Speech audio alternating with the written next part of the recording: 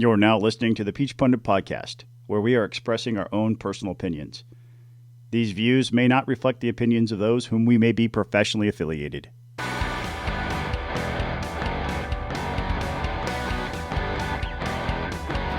Hey folks, welcome back to the Peach Pundit Podcast. I'm Jason Fly, joined by Scott Turner and Buzz Brockway. Guys, it's good to see you after a couple of weeks off. Yeah. Welcome back. Welcome back. Your faces pleases me. So. Well, we actually owe our listeners a bit of an apology. I missed 2 weeks in a row because of different commitments, and then including vacation last week down in St. Simon's Island, which was a lot of fun. And I might have gotten sunburnt, but I did go to Buc-ee's twice. Nice. and that is tequila, ladies and gentlemen. Don't let him tell you otherwise. I wish it was tequila. It is. Yeah, for our audio only folks, Jason held up this gigantic Buc-ee's mug. Almost 1 gallon jug. 52 ounces. 52 ounces. 52 ounces of cold, refreshing Dasani water. And I'm sure that size was chosen so that you can fill it up, drink it, and then by the time the next Buc-ee's comes along, you got to stop and go to the bathroom and fill it up again. So yeah, that's right. That's exactly. Unfortunately, there's only one Buc-ee's on the way to either Atlanta or St. Simon's Island. So because there's not one on Interstate 20 anywhere, and there's not one on 95 before other than the one in Florence, South Carolina. Other than unless you go past the state line in Georgia, which I did not do. The furthest south I went was Jekyll. So yeah, but no, it's good to be back. It's good to see you guys' faces again. Yep. And I mean, well, it's good to see your face, Buzz. Scott, I mean, I could leave or take it. I mean. Likewise. I think you and I can agree on one thing, and that is the ageless Buzz Brockway is the most beautiful person here. No, that's 100%. I'm convinced that, like Keanu Reeves, Buzz Brockway is a vampire. He does not age. At least you didn't accuse me of like being Gollum, holding the ring of power for being 100 years old or something. No, I'm not gonna. I don't know what the source of this voodoo is. I'm not gonna accuse you of that, but I am gonna accuse you of being a vampire. Speaking of which, and I know we're gonna actually get to substance here in a second, but have either of you watched What We Do in the Shadows? No, I have not. They got a new season coming out, but I've been rewatching it. It's an FX. I think it's an FX show, and it's about these vampires from Staten Island who are complete idiots.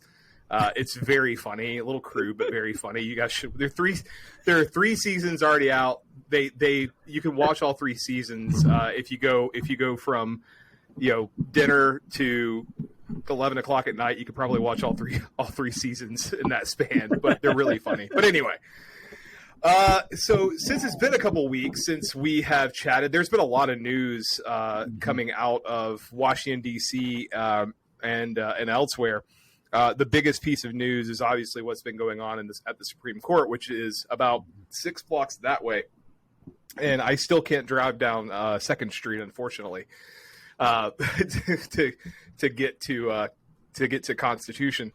But obviously, the biggest news that has come out of the court is the Dobbs case, which deals with abortion. I know we've discussed this, and I think I've said this before that I think all 3 of us are heartfelt in where we're coming from on the issue, but we do have differing opinions. But let's start with what this means for Georgia's heartbeat law, which, again, I'll note that I disagree with. But Buzz, let's start with you.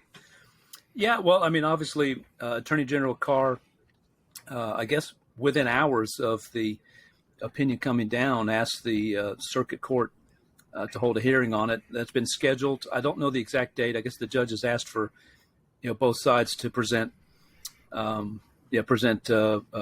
briefs and whatnot. So, but I think it's pretty quick. I mean, I think additional documentation. Yeah, early July maybe. I'm sorry, I don't know the exact date, but it's imminent. So, I think we'll know pretty soon on what the judge thinks and whether that law goes into effect or not. But obviously, we talked about this when the draft came out. It's monumental in a lot of ways. It's, excuse me, the culmination really of work of there really wasn't a pro-life movement in the United States of America until Roe v. Wade came along, and that birthed the pro-life movement. That also birthed really the things like the Federalist Society and the conservative legal movement, which have attempted to reshape the courts, and it's all culminated in this ruling. And I know there's a lot of panic among those who are unhappy about this, and I get that, but it's really all this does. This shifts the debate from the federal judiciary really to where I think, and maybe you guys agree with me on this, issues like this I think should be debated in the legislative branch, whether that's the Congress or in the state legislatures, and that's where these really these types of issues that aren't expressly listed in the Constitution, this is where this debate should take place in the legislature. And I think it's going to be. I think over time this will probably make this issue better, in the sense that America eventually will come to a consensus, and obviously different states will do different things. But I think eventually there'll be a consensus, and we'll end up in a better place. But it's going to be rough for a while. I mean, the political debate is going to be really nasty for a while. Scott? Well, I voted for the heartbeat bill here in Georgia, and I think that it's important to know a couple of things. First and foremost, in spite of what the left has tried to paint the overturn of Roe v. Wade as, it does not end abortions.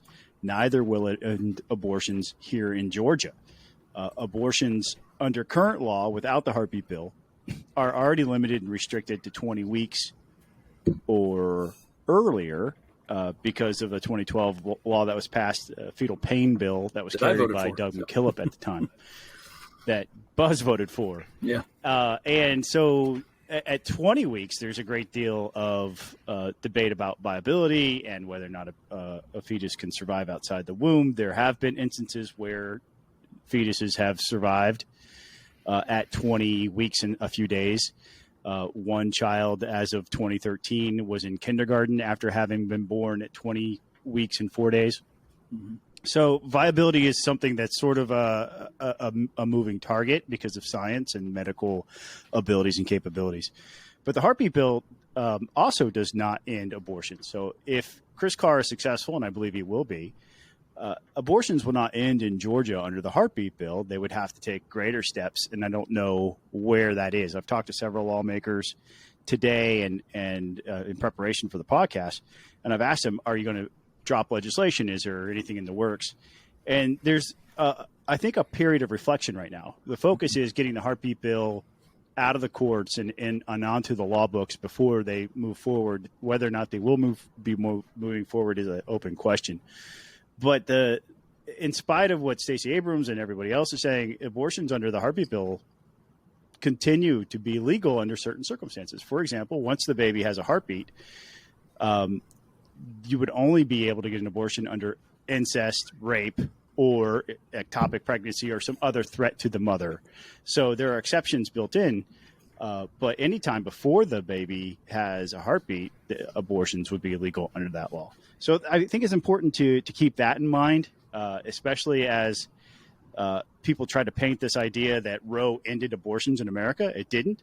It's certainly not going to end abortions in the country. I think you'll see states that will liberalize their laws, like California. I've heard Minnesota has decided to go down that path. And you'll have states like us here in the South who look at it as the appropriate role of government to protect the right to live to the individual. And they recognize that the individual human being is always a human from the moment it's conceived to its natural death. So I think that's why you're going to see states have varying opinions on it. For me, it comes down to three questions, and I wrote a blog piece about this, and those three questions are, where do your rights come from? The answer to that is because you're human, and you're always human. You're never anything other than human. Because you have human, you have rights. Because you are human, you have rights.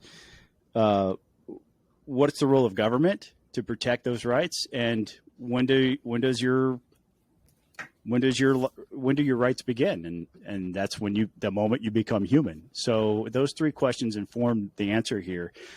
I'm discouraged that the left and other people who are bemoaning the overturning of Roe v. Wade only point to religion as the reason, and they try to say, because you're religious, you're pushing your religion on me. It's not a religious question for me. It's a science and role of government question. It's a political science and a science question, and that's it. And I'll say one more thing about it, and that's this. Anytime I see somebody compare this to Handmaid's Tale, and I'm sorry, we've had that happen on Peach Pundit, I can't help but roll my eyes. It's not a serious way to look at it. The Handmaid's Tale is a dystopian piece of fiction about the subjugation of women. This is not about the subjugation of women. It simply isn't. And this ridiculous comparison to this fictional story about how the United States has fallen after a specific event that creates division in the country, and that the rise of a military state where women become subjugated to the whims of men, that's not what this is about. And to say this is Handmaid's Tale, I can't help it. I got to roll my eyes. It's just not a serious way to look at it. So the mention of Handmaid's Tale brings me back to the Kavanaugh, because I was in D.C. during the Kavanaugh stuff, and oh Lord, yeah, a lot of people dressed as handmaidens. They did during the heartbeat bill debate in Georgia. We had dozens of women dressed as handmaids during that debate. Come and stand quietly on the steps of the Capitol. I feel like I should have prefaced this discussion by saying that obviously the Supreme Court overturned Roe v. Wade, and they also overturned Casey, which was a '92 case that kind of, I guess, it placed limitations. It actually established the viability question at 23 weeks. And honestly, that's kind of where I'm at. The trimester regime that established under Roe to the viability question. That's right, Casey, right, and that's ultimately where I'm at. That's ultimately where I'm at is viability, But I think the issue here, because I've seen this argument a lot from conservatives, and Buzz, you kind of touched on it, is that these are rights that are not specifically enumerated, and certainly the right to an abortion is not specifically enumerated in the Constitution. But that said, there are a lot of rights that aren't enumerated in the Constitution that we traditionally have recognized: the right to movement, right to free expression. In fact, the Supreme Court has established the doctrine of qualified immunity, despite the fact that statute specifically denies the existence of qualified immunity. 18 U.S.C. 1943. I don't remember off the top. 1984. So but I think so. I say all that to say. I say all that to say this.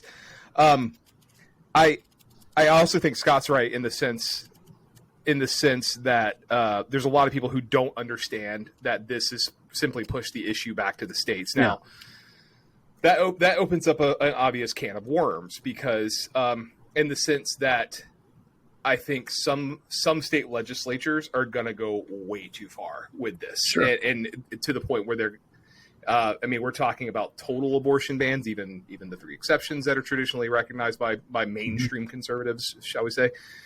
And I think that's going to be potentially problematic because, it's just, I think, and there might even be some attempts to criminalize abortion for the person who gets the abortion.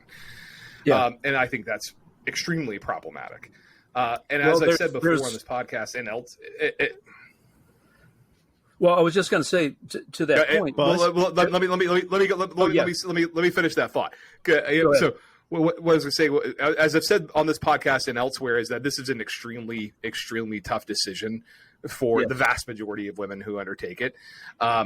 There's a lot of talk about partial birth abortion that represents an extremely low number of overall abortions. They're almost usually for serious health issues. But I think at the end of the day, this is an extremely personal decision, an extremely private decision. I think we should recognize that and respect the wishes of the person who is pregnant, the mother. Yeah, well, just to the point I was going to make, Jason, is to your point about groups, various attempts to get out of the it's kind of an Overton window situation, right? There's a range of policy possibilities here. Most people are within this window, and that's what I think eventually most places in the United States are going to wind up within that Overton window of possibilities. That window may shift this way or that way. We don't know yet, and that as a pro-life person, that may not be where I want it to be, but I think that's what's going to happen.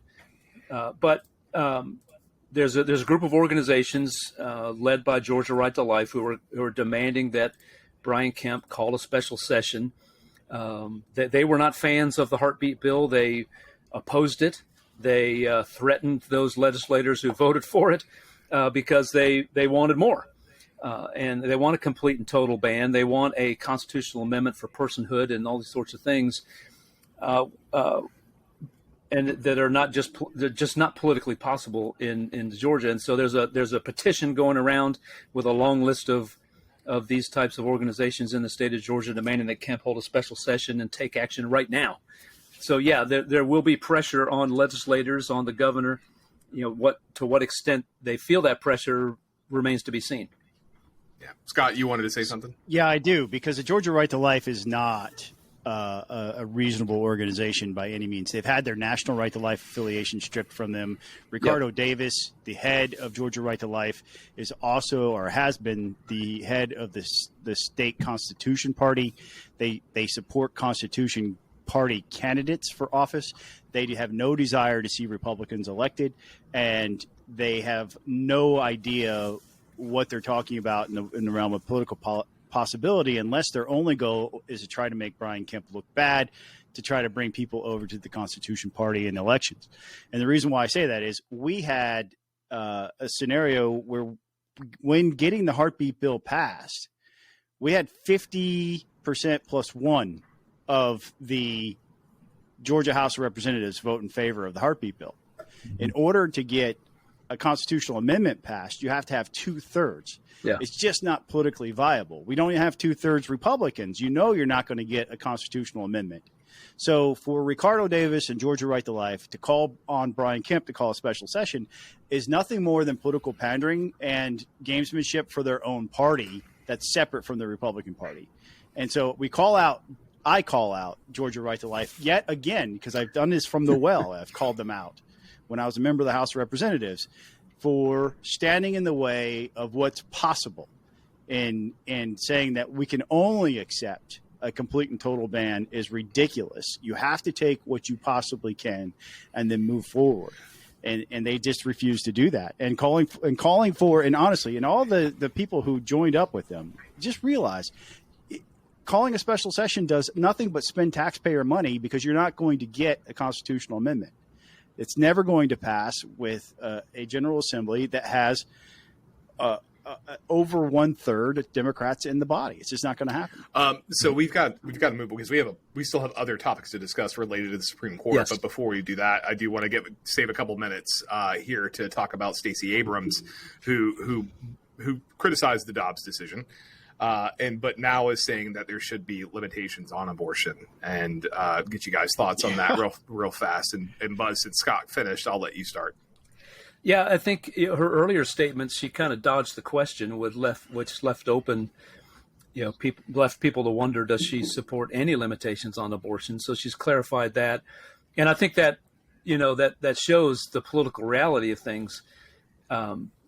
She cannot hold a position that the far left of her party wants, which is a complete abortion in all cases at all times. Can't hold that position any more than a Republican can hold a position of no abortions ever under any circumstance.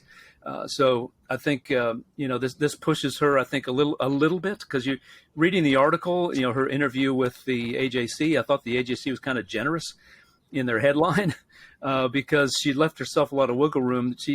She wants a tiny bit of restrictions on abortions. But I think messaging wise, I think it shows you that she cannot hold the position of. She cannot dodge the question, and she has to start enumerating some restrictions on abortion. And why I say she hasn't moved much is because she refuses to put. She says, that it needs to be a medical decision, and left up to the patient and the doctor, and that we shouldn't put a time limit on that. Well, that, I don't know, that's not Roe. Roe put a time limit on it. That's not Casey. That Casey put a viability standard on it. So I don't know. It's kind of murky. Reading her comments here, and Scott, I'll get your take on this. Reading her comments here, she said, that said, should I become governor and have the opportunity, my intention is going to be to pass legislation that says a woman has the right to an abortion, which is Roe, and that right continues until a physician determines the fetus is viable outside the body, except in the case of protecting the woman's life or health. That's Casey. Do you read the same, or do you agree with Buzz? Well, Casey is 23 weeks, and Georgia state law, as it stands today, even though it says 20 weeks, it gives you a 2-week buffer. So it's really 22 weeks. So I think what she's saying is current law, right?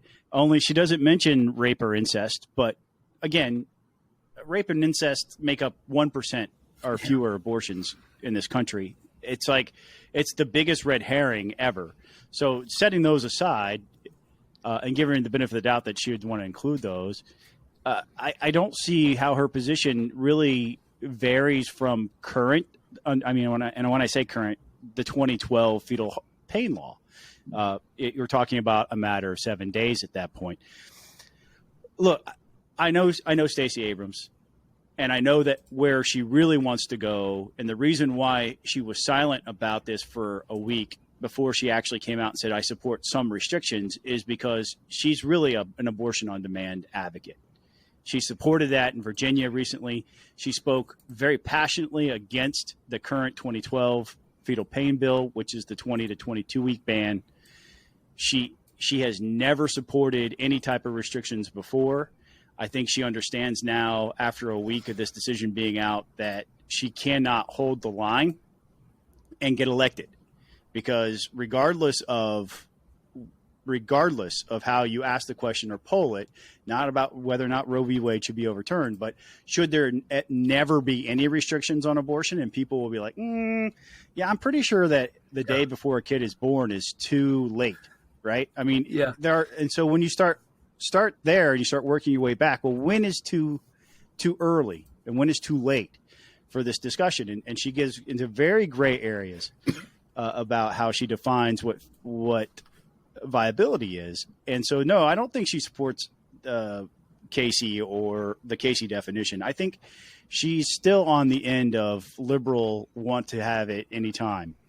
I think that's she's trying to be deceptive in how she's presenting it right now. Buzz, make it quick because we gotta move on. Yeah, I think if you read Greg Bluestein's book, Flipped, he makes the point that Democrats decided John Ossoff lost to Karen Handel trying to be a moderate. 2 years later, they realized what we need to do is energize our base. And how do you do that? You move far to the left. And so I think she's trying to tread this thing where, how do I energize the far left of my base to drive up turnout without turning off too many suburban women in Atlanta who aren't for abortion with no restrictions. So another case that has pretty big implications is Kennedy versus Bramerton. This deals with a high school football coach who was conducting prayers with both teams in the 50-yard line, which is typical of what you see in both high school and at the college level. But it's usually in the pros, player-led. In the pros. So basically the court sided with Kennedy, saying that the prayers were constitutional, and it kind of a slapping down the Bremerton school district. I didn't study this case a ton. I didn't read it a lot because being the resident atheist on the podcast, I don't really have a lot to say about school prayer, and I don't feel like my rights are violated when someone prays around me. Right. I mean, I come from a pretty religious family. But that said, I remember when I was in high school, when I was a believer, that we had to have a sponsor come to like our FCA meetings and kind of like be there and observe us and make sure we weren't doing anything or doing anything stupid or anything like that. Basically be like a chaperone almost. And that granted, it was outside of school hours, all that stuff, and it was in the mornings before school started. That didn't seem to be a problem. And this coach, my understanding was he wasn't forcing anyone to do this. Right. There was one kid who said he felt like he had to participate to get playing time. Well, I can't help how you feel. Right. To me, this seems much ado about nothing. But and I'm a secularist. So, but tell me why I'm right or why I'm wrong, guys. No, I think you described it well. The bigger implication. Wait, let's let Scott go. Scott go first this time. Yep. Sorry, I just think the bigger implication is that we're reestablishing so many basic American principles of where does the appropriate level of government reside in these things, and when it comes to exercise of religion, there is no appropriate role for government, right? I mean, you just get out of the way, and if somebody wants to pray at the 50-yard line after a school-sponsored event, and they don't force anybody to participate, they're not establishing a religion as a school employee. Let them pray. If nobody, and then make sure you protect the right of the kid. It doesn't want to participate, right? I mean, don't force him to, but if he doesn't want to participate, make sure that he's empowered to do that. That's really where it comes down to for me, is that line for that kid that felt that way. Well, what would have happened if he didn't? And my money is because of this coach and what I've read about this coach and the interviews I've seen with this coach is absolutely nothing would have happened to that kid. He would have got just as much playing time otherwise. And so, and this country was founded by people who in search of a place where they could worship how they saw fit. And I think it reestablishes that opportunity for people regardless of where they are. And that's a wonderful thing. I'll just say one quick thing. I agree with Scott. There's an organization, Americans United for Separation of Church and State. Maybe I got the name wrong, but they have been on a campaign for quite some time now. They send letters to school boards saying, this, your coach is praying. They sent letters to when Mark Richt was holding a Bible study with UGA players, and when Dabo Swinney at Clemson was doing the same, saying you better stop. And I think this puts the kibosh on. I don't know if that's what happened in this case, that where the school board may have felt pressure because of the threat of a lawsuit from that organization, but this smacks them down, and so nobody's forced. This is not establishing a religion. So, yeah. Speaking of that, and not to deviate too much, but did you guys see Lauren Boebert's comments this week? Yeah. I think we need to. She's the West Coast version of the Western version of she who shall not be named, right? So, yeah, absolutely. I tweeted out something today about it and said there are only two mentions of religion in the Constitution, one of which prohibits religious tests for any office in public trust, and then the Establishment Clause of the First Amendment, which says there shall no establishment of any religion and no restriction on the free exercise thereof. Yeah. So yeah, I mean, that's neither here nor there, but I thought I'd mention it since she said it. And we have two more cases to go, guys. Yes. New York State versus New York State Rifle and Pistol Association won a case over essentially what is a shall issue versus may issue. Yeah. For those of you who for the uninitiated, basically, if you apply for a concealed carry permit in Georgia, it is a shall issue state, provided you pass the background check and get fingerprinted, all that stuff. Yeah. In some other states, like New York, they are a may issue state, which means that if you can provide a demonstrable reason why you need a concealed carry permit, they may issue one. And so the Supreme Court said that essentially New York state law, which had existed since the 1920s, I think, violated the Second Amendment. And considering how close this was to the Uvalde school shooting, the Buffalo school shooting, a lot of progressives lost their minds, like they did on some other cases. But although Justice Alito, who also happened to write Dobbs, pointed out that this ruling would have had no impact on Uvalde or Buffalo. People who get concealed carry licenses tend not to be criminals or shooters. And Right. I say that as someone who used to have a concealed carry license when I lived in Georgia, although I let it expire when I started traveling so much that it became unnecessary.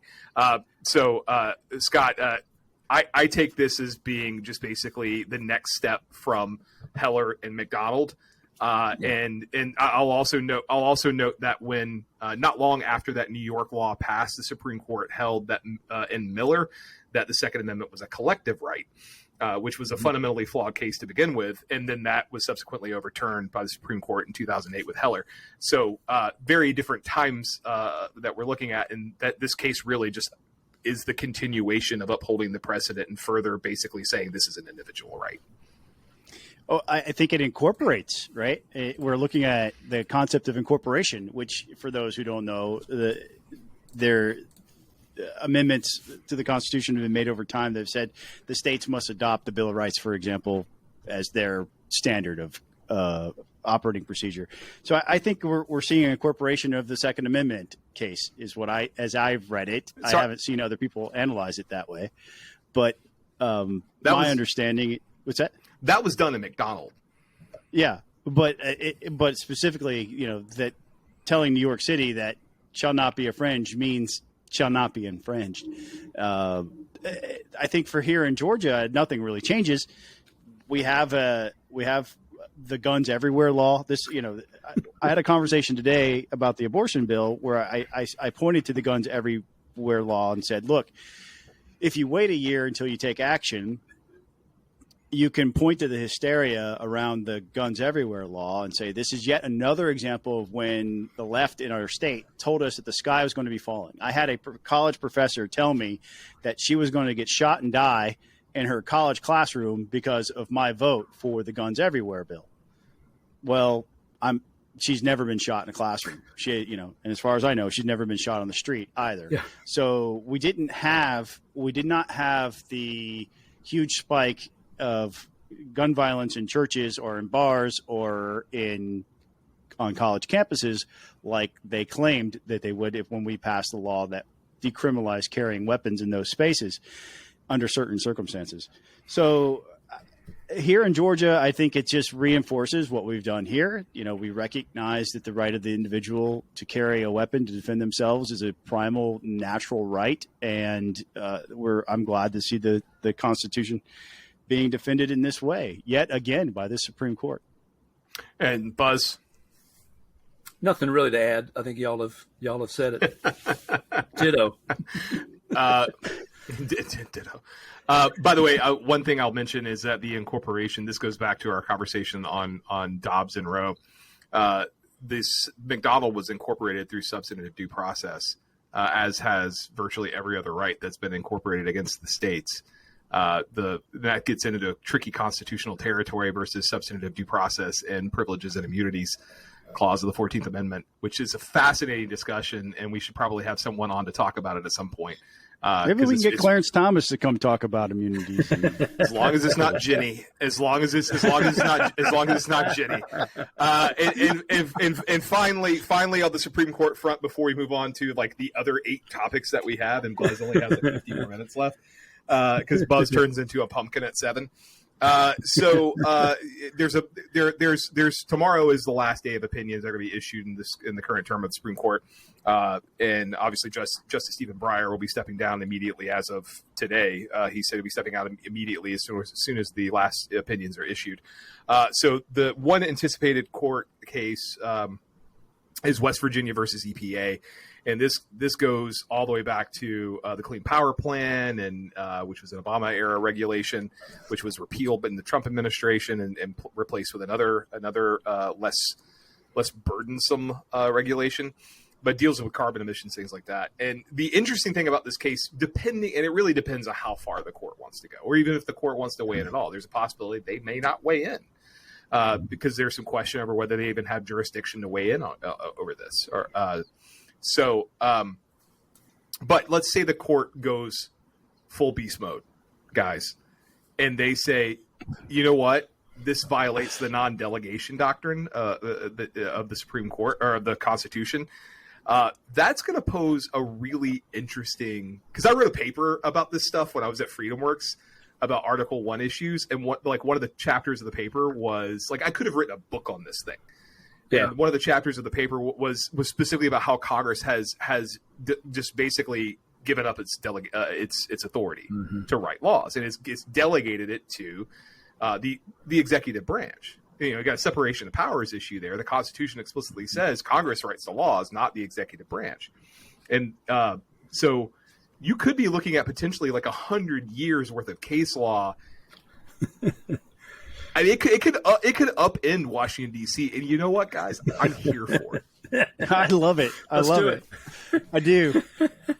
I mean, over 300 times. The court... This is how libertarian my ass is. Yes, I'm sitting here saying, I disagree with the Dobbs case. I agree with the gun case, and I really, really hope they kill the regulatory state tomorrow. Yes.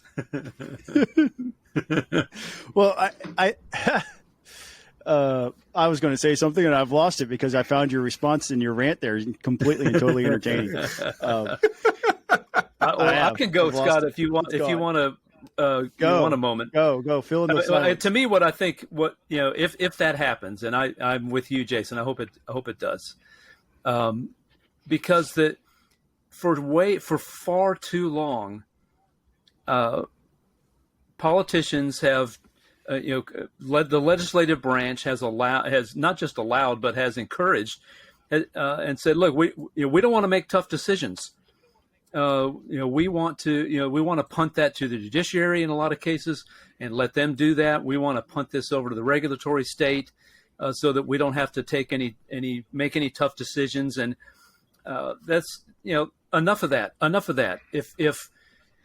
If we want to implement all sorts of environmental policy, well, then, by God, let the elected representatives of the Congress or the various states implement such a policy. Don't punt it over the EPA. And the other thing I hate, and I don't know if this is related or not, but this whole idea of kind of regulation through lawsuit. A lawsuit is filed, the EPA settles with the group, and suddenly these new things are put in place that nobody, not even a judge. Yeah, not even a judge had a chance to settle. Because, that crap needs to stop. And the legislature, and I say this as a guy who served in the legislature and desperately wants legislatures to reassert their authority over these matters. Man up or woman up and debate these things and pass the daggum laws. Don't pass it over to the regulatory state. Yeah. Right. Scott, did you remember what you were going to say? Yeah, I did. The Supreme Court has overturned themselves over 300 times. And the growing theme I'm sensing from this court is one of establishing the appropriate roles of government for each branch. And it's a beautiful thing. I'm with you, Jason. I'm here for it.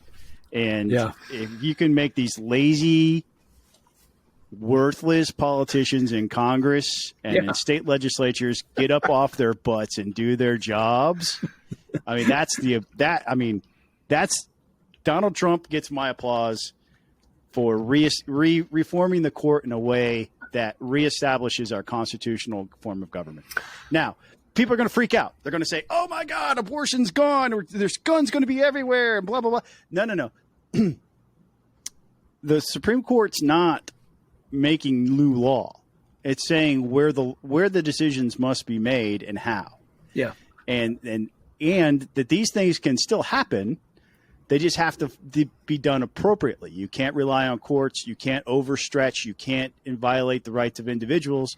But, there are ways to do these things like we do here in Georgia with our concealed carry and our constitutional carry, where there's still restrictions on who can carry a gun. For example, if you've been involuntarily committed in Georgia in the last 5 years, you cannot carry a gun legally.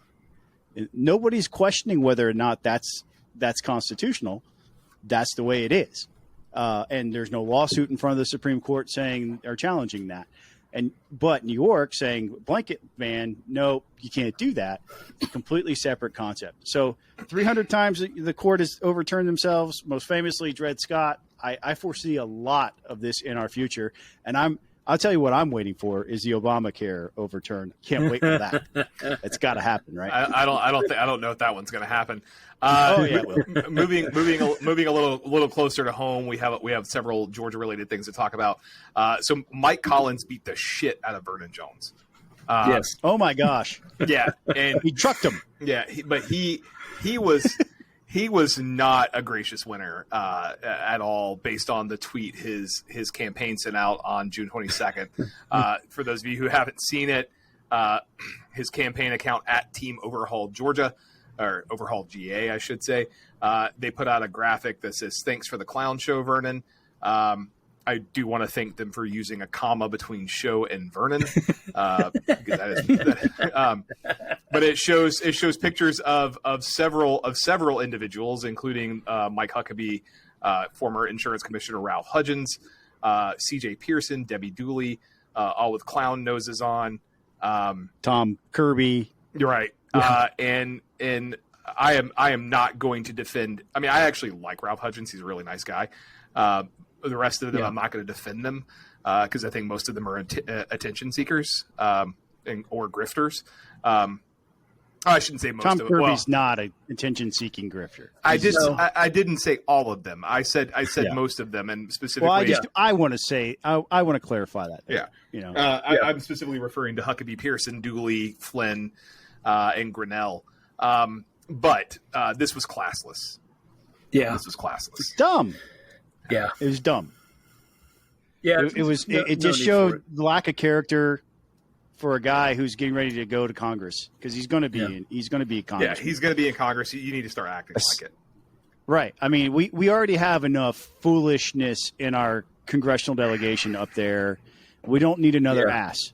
Don't be that guy. And still, I'm waiting for you to say the words, Mike. Say the words. Ronald Reagan was the best president of your lifetime. You're free now. You're free. You can say it. And speaking of other losses of candidates in the runoff, Rich McCormick beat Randy Evans' kid, and yes, I'm going to call him Randy Evans' kid, Jake Evans. Jake Evans, and that was a big victory for the Club for Growth, also over Donald Trump, because they've been butting heads recently in endorsements. But McCormick beat Donald Trump's endorsed candidate, as did Mike Collins beat Donald Trump's endorsed candidate. So that's a pretty big deal. It sets up Cormac nicely for the fall in what should be I think it's an R+7 district at this point. Yeah, he's going to win that, especially in a red wave year. He'll win that. But the big news is 2 more losses there in our runoffs for Donald Trump's endorsed candidates here, and he did not do well overall. No. Now, again, we'll reiterate, Donald Trump is not dead. His influence is not dead in Georgia. He certainly has a great deal of influence here, but voters are willing to take a look at candidates based on their own merits and make their decisions accordingly. Yeah. And that's important. Yeah. Buzz, you got anything you want to add? Well, I would just add that, I don't know Jake Evans very well, but the campaign Jake is not the Jake that I met. And I think, that's the thing. Right. I think that matters to voters. That matters to voters. It's one thing to describe how you've evolved on issues or whatever, but he didn't. He just came out of the chute as Mr. MAGA, and I didn't find it authentic. And Vernon is, I think people saw right through him. Vernon's a similar thing. He's a chameleon, and this was the color he thought it needed to be today to try to keep himself relevant in some shape or fashion, and it didn't work. Yeah. In the state legislature, State Representative Colton Moore is replacing State Senator Jeff Mullis, who is leaving the legislature. I don't know that surprises any of us necessarily. It does. It sort of does, because I served with Colton Moore, Representative Moore. Now, probably he doesn't have a Democrat, so Senator-elect Moore. Yeah. I served Senator-elect Moore. I had served with him. He only served one term. He decided to challenge Mullis. And when he did, he lost spectacularly. Mullis thumped him pretty badly. So I didn't know he had it. I didn't know if he had a win in him. I was a little bit surprised because it wasn't very close. He did really well, especially since the establishment folks, we're talking about the very definition of a non-establishment like Republican politician in Colton Moore.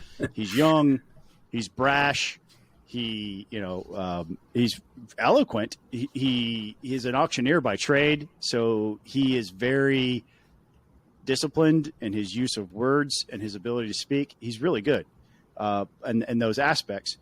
He also put his arm around Marjorie Taylor Greene quite a bit during the campaign, which made me wonder where he has gone in his ideology.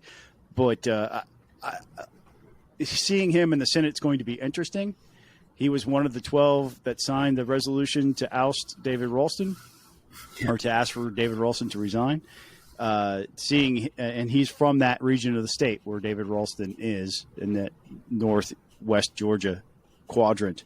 So it'll be interesting to see how that plays out. I'm going to be watching that because the Senate doesn't have enough room in their numbers to not deal with him. When he's a member of the House and he was one of 108, they could put him in the corner and say, we're not going to deal with you.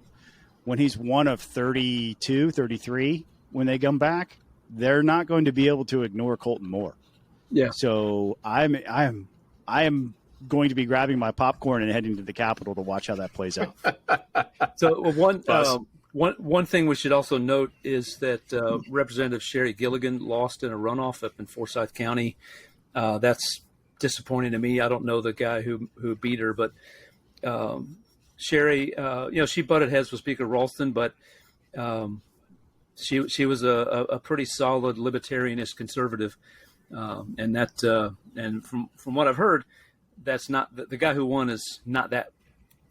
So that will be interesting to see what happens. But one of the few incumbents to lose. So.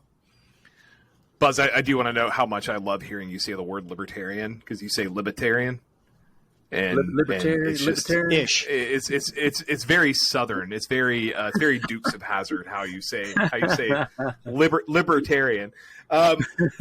So in other Georgia political news, pretty interesting poll came out today from Quinnipiac, which is one of the more respected polling firms in the country, and they are showing Warnock with a 10-point lead over Herschel Senator Raphael Warnock, and Governor Kemp and Stacey Abrams locked in a dead heat.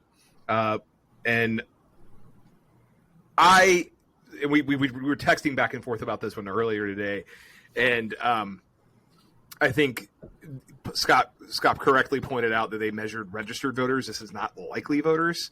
So and so I'll say that in terms of a caveat. I don't know how much. My guess is about 5 points is the difference. So maybe more like a 5-point lead. But also that this poll, as of right now, I guess the question is, should it be treated as an outlier? Scott? Until we see other polls, I have to call it an outlier, because up until the primaries, Kemp was way ahead of Abrams. I don't think Dobbs has that big of an impact. Plus, they just finished they ran it from the 25th to the 27th. So Dobbs may have been completely fresh on people's minds, maybe, but they didn't run that as one of the questions in the crosstabs. I think you have to, but because it's so out of pace with everything that we've seen heading through the primaries, I don't think you can rely on this by itself. Yeah. Is it possible that it captured a moment of passion post major news? Yeah. But you know what? People are still paying $4.50 a gallon for gasoline. They're still paying $8 for a couple pounds of bacon. They're hurting in various ways. Inflation continues to rise. Housing costs continue to rise. Turner hit hardest. Interest rates are going up. There's a 44% chance of a recession now, which is really high compared to where we were before other recessions.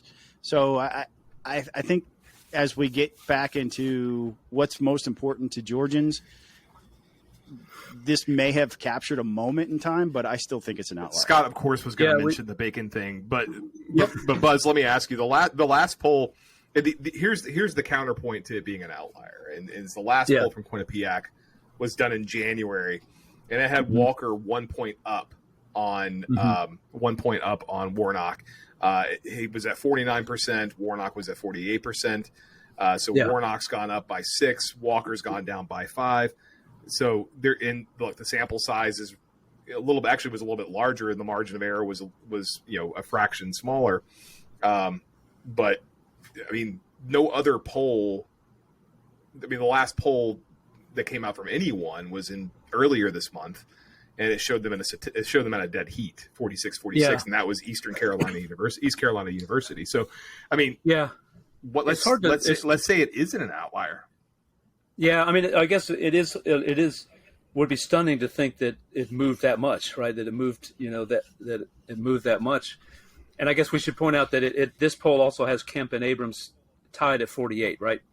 But I will say, I mean, that I've noticed some ads that have been running quite a bit by a veterans group hammering Herschel about a charity that Herschel was involved in, got paid $330,000 in salaries, and the accusation is that it's not much money wound up going to vets, or if any at all, and it's not really a charity. So that's a pretty incendiary accusation. Maybe it's having an effect, but I think Scott's initial point, or one of Scott's points, that is a long way to November, and a heck of a lot of stuff is going to happen. And I tend to think that the Dobbs case is not going to be top of mind come November in voters' minds, and it is going to be, unless inflation improves somehow pretty dramatically between now and then, it's going to be economics. So. No, I mean, and so there are 2 points I'll make real quick. Greg Bluestein tweets out, even Democrats don't think these results accurately reflect what's happening on the ground here, where Republicans are in better shape. One Democratic strategist said the poll is at least 5 points off. So that is a point worth noting. The other thing I'll note here is, and I said this to I've said this to a couple people over text, that the biggest thing Democrats have going against them with the Dobbs case is the fact that the electorate has a short-term memory. And a lot of that has to do with 24/7 cable news, and everything changes with the speed of light. We could be in World War III by August. Who knows? I mean, and look, I mean, honestly, people don't really want to talk about abortion. So if you're a candidate, like I know B. Wynn is talking about it a lot, Stacey Abrams is talking, maybe they'll change as weeks go on, but you can't make that. I don't think you can make that the centerpiece of your campaign, expect to win, because people just really don't want to talk about abortion. Yeah. And Scott, you mentioned inflation and certainly gas prices. I mean, where I live up in Northern Virginia, I paid $5.09 for unleaded. Yeah, that was like 2 weeks ago. I haven't needed, coming back from vacation, I gassed up on the way here, and trust me, really enjoyed being down in Georgia and paying $4.50.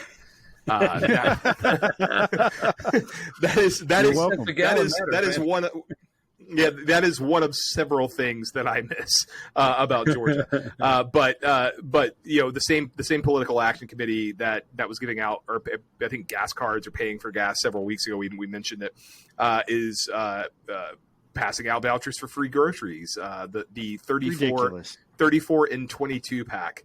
And when I say in, it is the letter N. So they showed up in Camilla, Georgia, to pass out vouchers for free groceries. That's I mean, they say it's legal, guys. If it isn't illegal, it ought to be. I would. I'm one of the few people who would. The last thing I will say is there ought to be a law, but even if it's legal, it certainly doesn't seem ethical to me. But that's neither here nor there. So you cannot give out things of value as in relation to political activity. It's just It reeks of buying votes. No matter who's doing it, it needs to stop. You guys are hurting yourselves and every other Republican by doing this. You should be able to convince them based upon the issues of the day. Stand in front of the grocery store and hand them a flyer about how much cheaper their groceries would have been if Herschel Walker was a senator. Do that. But don't give them a voucher for free food. Well, Scott, it just looks bad. Republicans would have to cut spending for that to happen, and we know that's one thing Republicans can't do is cut spending. Touche. Touche. Bruen she obviously is the Democratic nominee for Secretary of State, and she is out slamming Brad Raffensperger and Republicans, saying they want to disenfranchise voters and essentially boost the Republican Party, which the actual quote is, Brad Raffensperger and the Republican Party continue to attack our right to vote because they know they will lose elections if every eligible Georgian casts a ballot. Georgians deserve a Secretary of State who will fight for their freedom to vote, regardless of their party, the zip code, or the color of their skin. Two weeks ago, last week, Brad Raffensperger testified before the Select Committee to investigate the January 6th attack on the Capitol. Mm-hmm. Brad Raffensperger has been largely hailed by people on both sides of the aisle for his ability to withstand assault, not literal assault, but assault from Donald Trump and his horde of mindless allies and cronies who for not finding the votes to help him win Georgia. This is, by the way, 2 months after he'd lost Georgia legitimately to Joe Biden. So I find this line of attack to be a little ridiculous. Buzz, what do you think? Yeah, I just don't think it's going to stick. I mean, it might energize, and if that's what their strategy is, B and the other Democratic candidates, if that's what their strategy is, just energize their base. Well, that might energize their base, but that's not going to bring any new voters to her. And I think, I think Brad is of the Republican candidates who ran. Brad's the one who has the best chance of attracting independent voters, and I think he will. I think he'll attract a lot of independent voters because of that. What you mentioned, Jason, that he stood up. He stood up to the president of the United States of his own party and said, "No, I'm not going to do that." It was not. I heard, and I want to make this point. Somebody said that maybe it was Joe Scarborough that Brad Raffensperger is the John Dean. Guess John Dean was up to his eyeballs in Watergate before he finally said, no, I'm not going to do any more illegal things. Brad never did any illegal things. Brad from the get-go said, nope, This is the law. We're going to follow the law. So he's not a John Dean. He's a guy who said, I will follow the law all the time, not just when I think I'm up to my eyeballs in it. So, I don't see this working. So, Scott? I imagine B. Wynn crossed her fingers and hid them behind her back when she found the microphone to make that statement, and then winked at the camera like, you guys in the media, you got my back on this, right? I can't imagine that she meant that in seriousness. I think it's more likely, and Eric Erickson made this point, and I think he absolutely nailed it. I think it's more likely that she thought Jody Heiss was going to be the nominee and that she was going to be facing Jody Heiss in this election. She hasn't updated the talking points yet, so right. She took her talking points for Jody Heiss and said, oh, okay, we'll scratch out Jody's name. We'll put Brad's name there. It still works, right? It still works. It's absolutely ridiculous for her to make that claim. And also, not to mention that there's no data to back up her claims anymore now that voter turnout under these new Republican laws have gone through the roof. And the reason why it's gone through the roof is because a greater number of Republicans have confidence that their vote's going to be counted securely now and accurately now. And she did nothing to help that sense of confidence. She has fought Republicans on developing that sense of confidence. She doesn't want Republicans to vote, which is why she has been trying to call these laws that have rebuilt this confidence an attempt to skew the election results in favor of Republicans. Yeah. She has no motivating principle to do anything other than try to paint the Republicans as stealing elections. The only problem is here's Brad Raffensperger saying, I'm just following the law.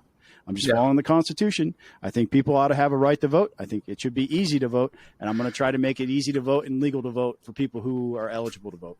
And that's popular with Georgians. Now, she had to have had her fingers crossed, man. I can't imagine she was serious when she said it.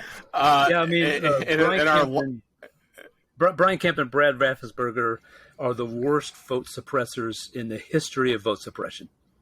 The more they try to suppress the vote, the more people show up and vote. So, look, I'll say this about allegedly. I'll say this about Brad Raffensperger. I still have issues with the way some of the things were handled going into the election in 2020. And I obviously have issues with the deputy secretary of state.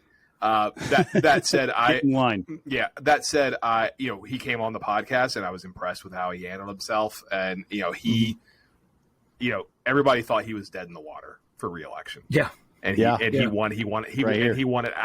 So did I. And he won it outright.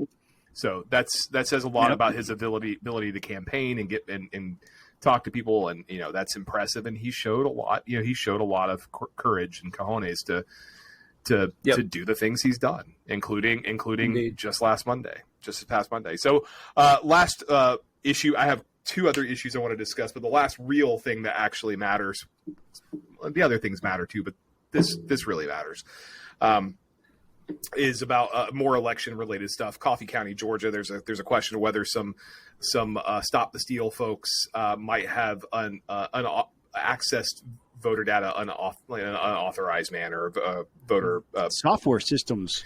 That's potentially problematic. You think? Yeah. Hey, so got to steal the election to stop the steal. So, yeah. Scott, why don't you tell us about this real fast?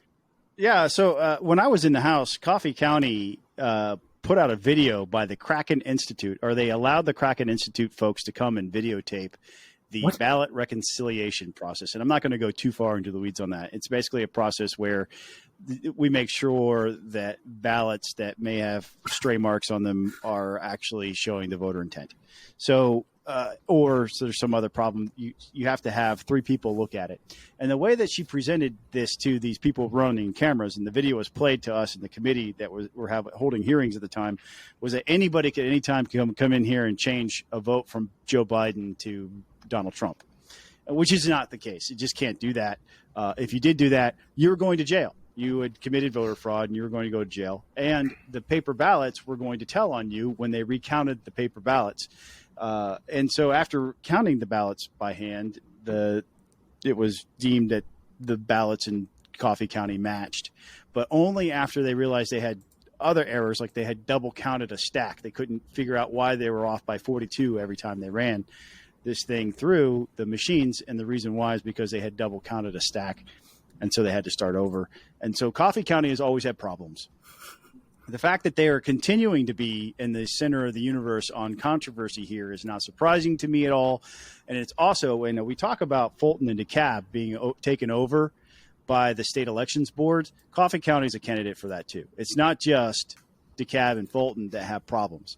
Coffee County continually has problems, and the state election board needs to put them on notice that they need to clean their act up, give them some sort of performance plan, some key performance indicators to meet some objectives to get back on track. Otherwise, they need to be taken over too.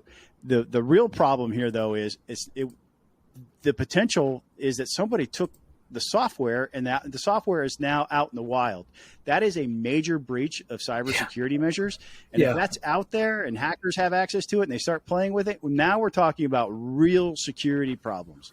We're talking about having to do a complete and total overhaul of the software system in order to make sure that people are not taking advantage of what they have in place now. That is expensive, it's dangerous, and it doesn't build that confidence that we were talking about just a few minutes ago. Yeah. Jeez. I don't have much to add. I think you're right. And the state board of elections should lower the boom if necessary. Sounds like it. I have 2 more quick topics to discuss, guys. You said that last time. Yeah. Well, I meant that one plus 2 more. Okay. So the first one I actually didn't mention to you guys before the show, and that's on me. But I remembered it while we were talking about Brad Raffensperger. John Vestal in the chat says, "Did Buzz really use the word libertarian in mentioning Sherry Gilligan? Sorry, when you only voted." Okay, Buzz, I'll let you take that one. I'll let you take that one in the chat. Libertarian-ish. Yeah, we don't have to read it. I think you mean. Do you mean conservatarian? Well, she's okay. So I raised an eyebrow when Buzz referred to Sherry as libertarian. She's conservative. Libertarian-ish. She's not a libertarian. Ish is the word. Yeah. She's strong on school choice, keeping the government small, but yeah, John, our Patreon, who is now part of our audience, participated in the chat, mentioned her votes about cannabis. She doesn't believe in the weed, she doesn't believe in the power of the weed. Yeah, maybe she's voted against it several times. I will revise my remarks, my adjective to say revise and extend. Yeah, I guess. In fairness, she came up as a Tea Party person, was very active in their Tea Party group. So yeah, that's not libertarian. That's Tea Party. So she's a longtime ally of mine, and I'm sad to see her go. All right. So as I was saying, mentioning Brad Raffensperger in the January 6th hearing reminded me of yesterday's hearing. I don't know if either of you watched it. Cassidy Hutchison. I did. I watched the whole thing. So. I watched the whole thing. And guys, all the Trump supporters are focusing on the SUV story and how they're saying Trump didn't actually grab the steering wheel.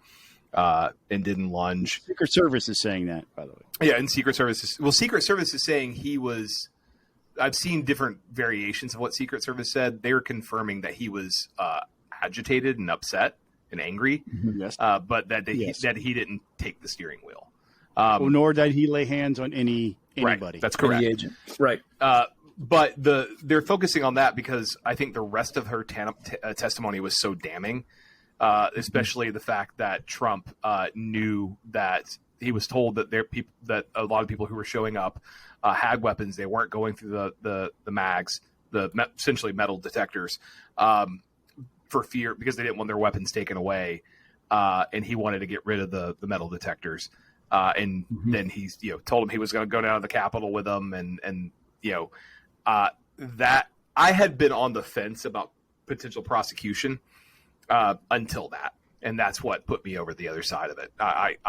That piece of information that he knew, in addition to the other fact, the potential obstruction through potential witness intimidation, which came out at the end of the hearing.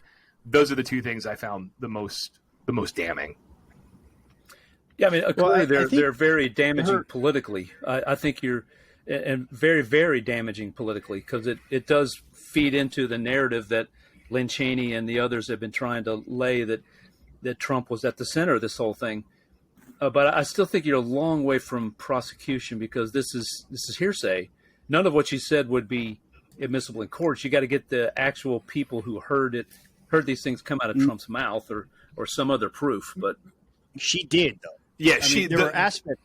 Yeah. Go ahead, Jason. No, what I was going to say was the SUV thing, that was hearsay, and that wouldn't be admissible in a criminal trial. The other stuff she said, that was the thing about the weapons and getting rid of the metal detectors. That was not hearsay. She said she heard that. Okay. And she heard that herself. She heard certain reactions. This is somebody who has a reputation for being in the room whenever Meadows was in the room. Like he was adamant that she was always there, and so she saw and heard things with her own ears. The problem is that Lynn Cheney, in an overreach, tried to include this hearsay bit when she didn't need to. Right. And that damaged the credibility, not just of Cassidy Hutchinson, but the entire committee process and proceedings. There are going to be people now who are going to write it off. regardless of what happens. Those people were it was all show. It was all for an agenda. And if this one thing is proven to be untrue, because the Secret Service is going to come out and say he never laid hands, he never reached for the steering wheel. If that's untrue, how much else is untrue? Well, and so the whole thing becomes doubted, right? You're right, but until they testify under oath, I have no reason not to believe her. Well, yeah, you do, because you can't rely on hearsay. You need the first-hand source. I don't disagree with you, but this is not a criminal trial, and right. What happened in that car is not, unless the Secret Service agent who was alleged to have been grabbed wants to press charges against the president or against Donald Trump. That's not happening. Then there was no criminal conduct it's not that there was no criminal conduct that occurred, but there's nothing prosecutable. But the other stuff there is, that in and of itself, no. And you're right, it was hearsay.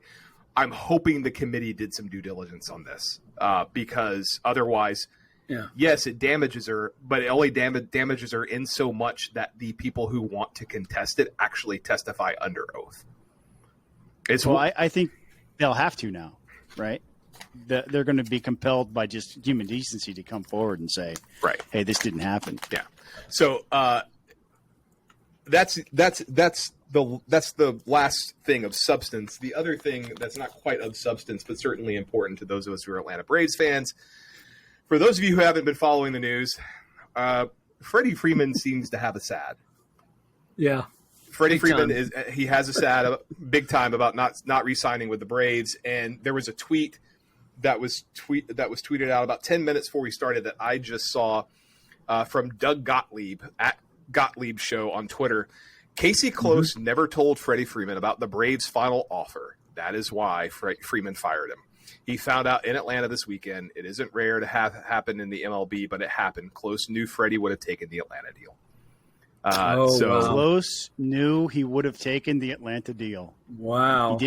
He didn't want his client to be a Brave. He wanted him to be a Dodger. Wow. Yeah. I was watching that game on Sunday night, and it seemed like Freddie was on the verge of tears the entire game. It just really did. Yeah.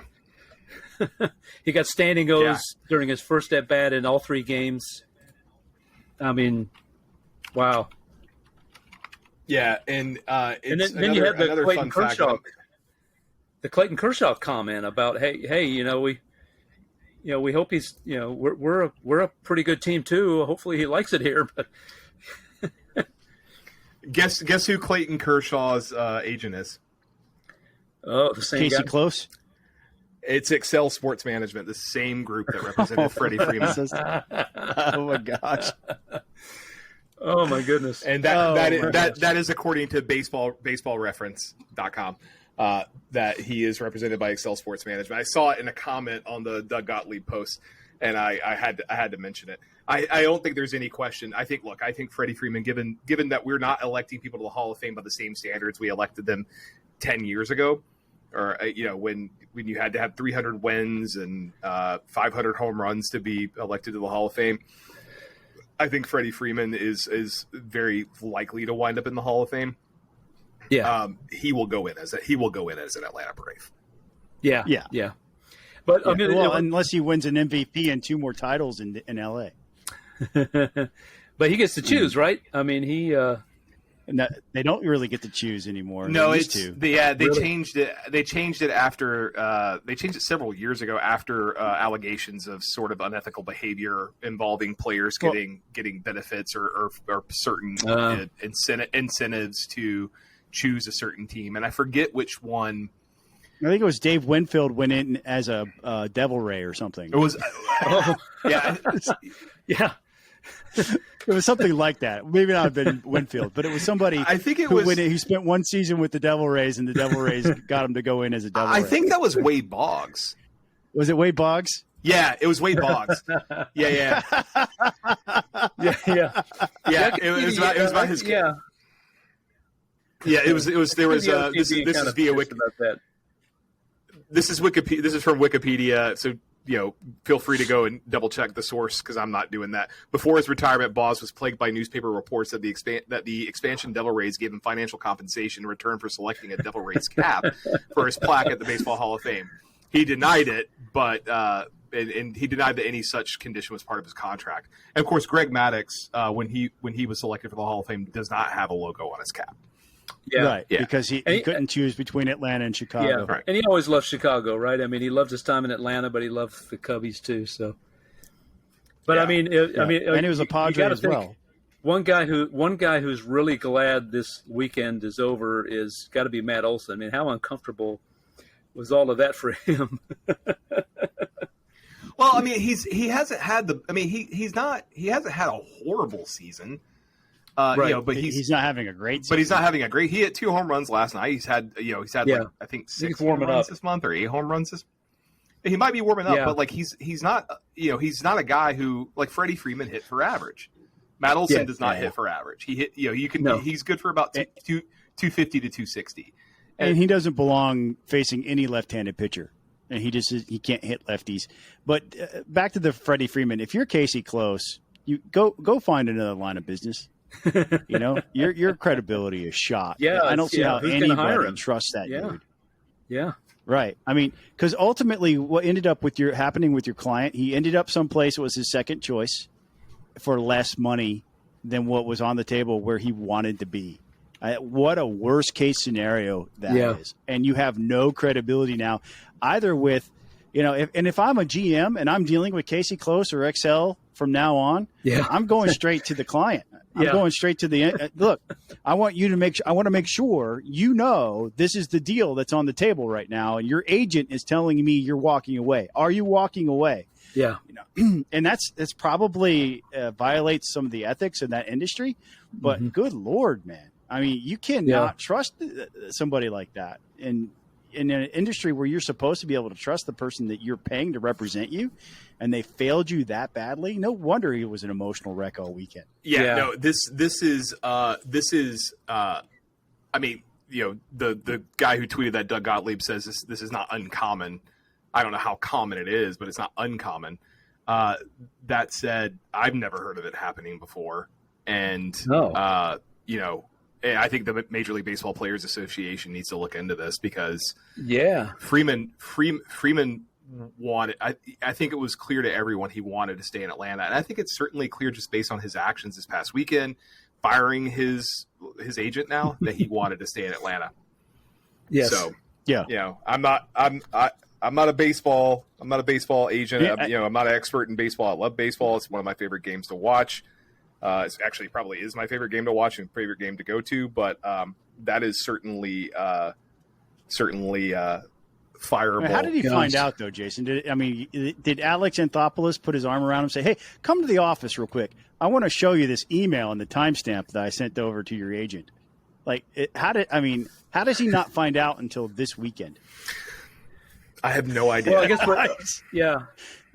Well, you hope for Freddie's sake that, things could really go bad for him in LA now. If the fans, Dodger fans love their team, man, and I've got the solution: a 1-for-1 trade for Matt Olson for Freddie Freeman. Let's go. So a buddy of mine said the same thing today. He's like, he said the same, and I said, like, look, man, we can't. He said we should trade for Freddie Freeman, and I was like, man, we can't afford Freeman, Olson, and Dansby, and all the increases we're expecting in salary from arbitration and renewal of rookie contracts.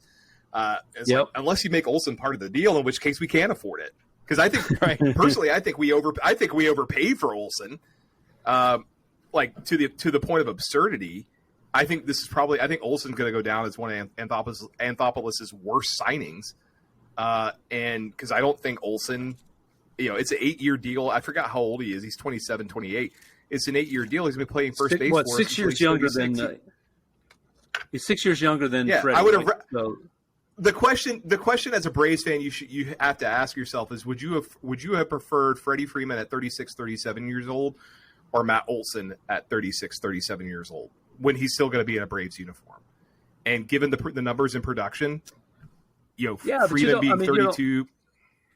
Yeah, you don't know. I mean, obviously, Braves fans wanted Freddie to stay. Everybody wanted Freddie to stay, except his agent, apparently.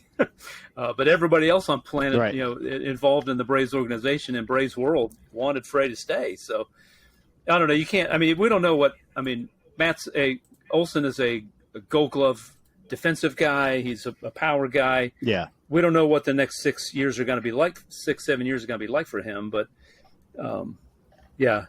So I don't know that you can compare the two, but.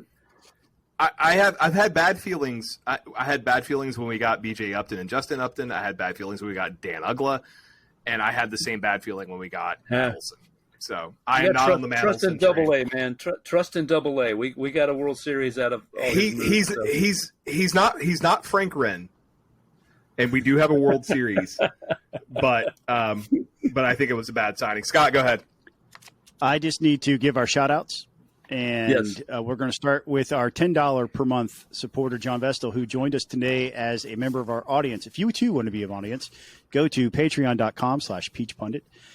Sign up for that $10 a month feature, and you will get a link, and you can join us, and you can chat with us live while we record.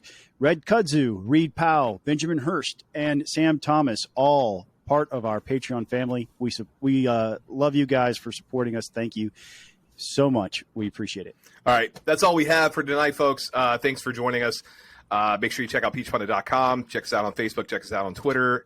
And we'll see you, I think, next week, because I think we're going to be – I don't foresee us not recording, even if one of us is out for the next several weeks. So. I'm out. I'm in D.C. next week. Oh, sweet Jesus. Yep. I won't be in D.C. next week. So They have internet in D.C., right. I mean, you can – my event that I'm in, it starts at 6:00, so can't do it. And one more final note, Scott. You didn't see this in the chat, but I want that shirt. You got it. Is it black or navy blue? It's black. I want it. You got it. All right, peace out, y'all. Have a good rest of your week. We'll see you next week. See ya. Later.